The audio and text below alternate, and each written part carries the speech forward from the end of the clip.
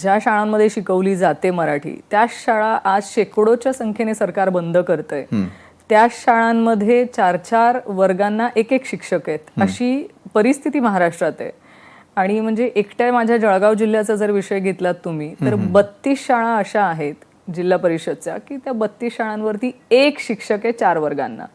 ही आपल्या मराठी शाळांची परिस्थिती. मग आता मराठी शाळेला मराठीलाच महाराष्ट्रामध्ये घर लागली आहे आणि तुम्ही हिंदी शिकवण्याचा अट्टाहास का करावा? बरं, हिंदी शिकवताना ते म्हणतात की काही ठिकाणी आम्ही ऑनलाईन शिकवणार.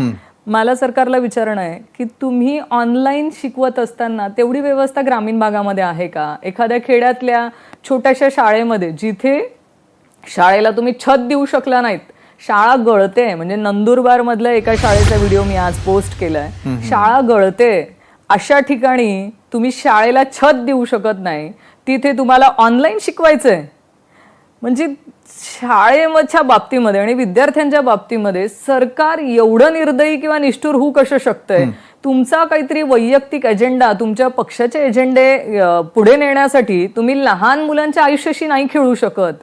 आमचं म्हणणं आहे, पहिले तुम्हाला शिक्षण पद्धती सुधरवायची आहे ना, चांगल्या इमारती द्या, ग्रामीण भागातल्या विद्यार्थ्यांना चांगली प्रतीचं शिक्षण मिळेल, त्यासाठी तुम्ही पहिले मराठी शिक्षक भरती करा.